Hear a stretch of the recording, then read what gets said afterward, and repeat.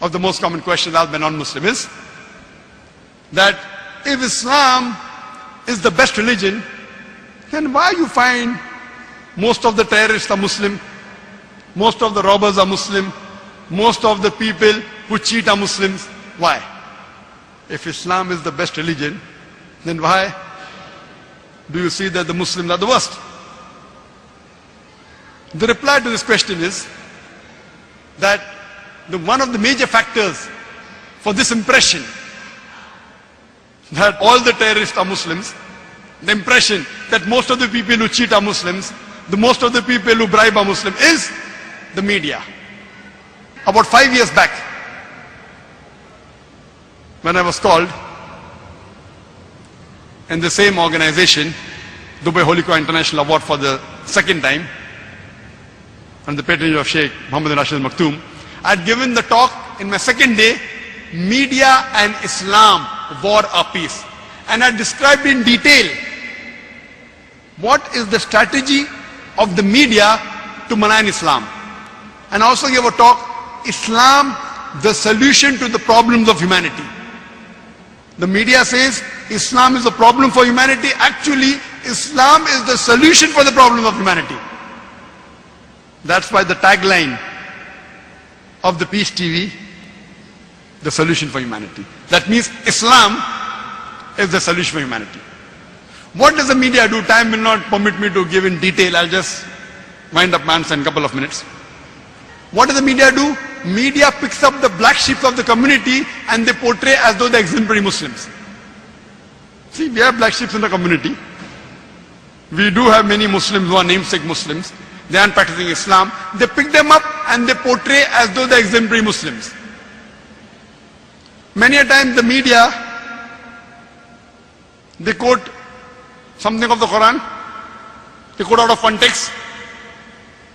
Whenever they get information, they malign the Muslims. For example, we know in 1996, the Oklahoma bombing, at that time, it was the biggest attack on American soil.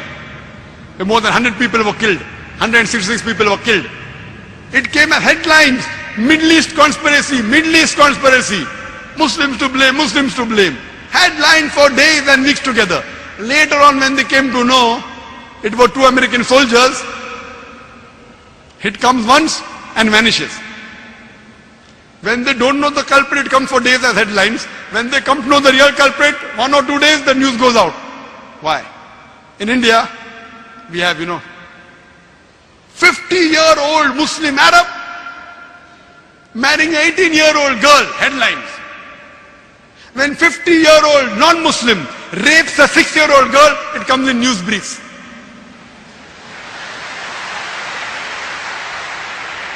That 50-year-old Arab Muslim, he's taking permission and marrying a girl with her will, with the will of the parents.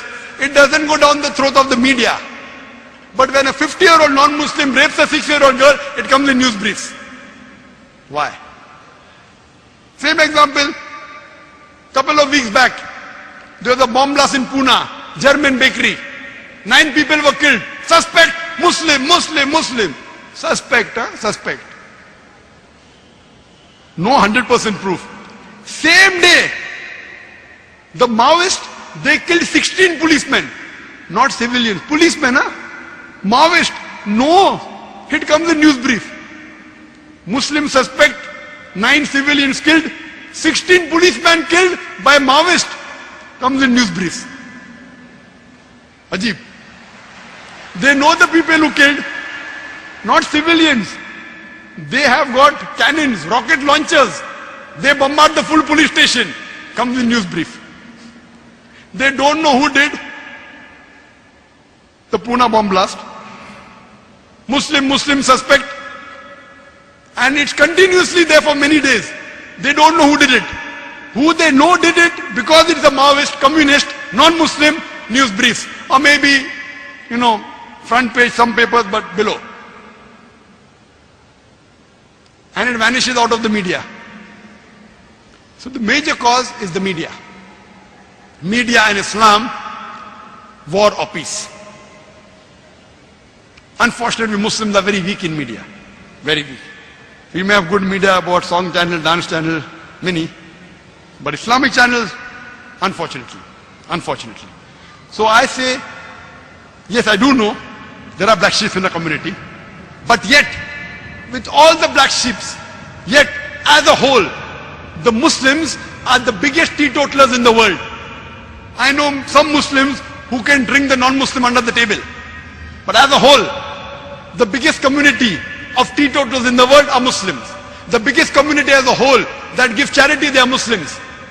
There is no non-Muslim, no human being in the world who can show a candle to a practicing Muslim as far as modesty is concerned, as far as sobriety is concerned, as far as human values are concerned, as far as ethics are concerned. No human being can show a candle to a practicing Muslim as far as modesty is concerned, as far as sobriety is concerned, as far as human values are concerned, as far as ethics are concerned.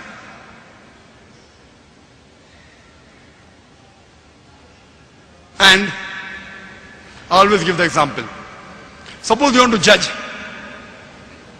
how good a car is, and latest 600 S model of Mercedes is launched in the market, 2010 model. You want to test the car. You put behind the car, behind the steering wheel, a driver who does not know how to drive, and he bangs up the car. He has an accident. Who will you blame? Will you blame the car or the driver? Driver. If you want to know how good the car is, you have to know the specification. What is the pickup? What are the safety measures? What is the ratio? What is the average of the car? Anti-brake locking system. Look at the specification. And really, if you want to test drive the car, put behind the steering wheel an expert driver. If you really want to know about Islam, don't look at the Muslims. Look at the scriptures, the glorious Quran and the Sahih Hadith. Don't look at me. Don't look at the Muslims. If you really want to test drive a car, put behind the steering wheel an expert driver. The best exemplary Muslim you can find is Prophet Muhammad Sallallahu Alaihi Wasallam. Read his seerah, you will find he's the best exemplary Muslim and the best exemplary human being that has lived. That's the reason I say that understand the religion by looking at the scriptures. And when you read the scriptures, the authentic sources, the Quran and Sahih Hadith, you will really appreciate Islam.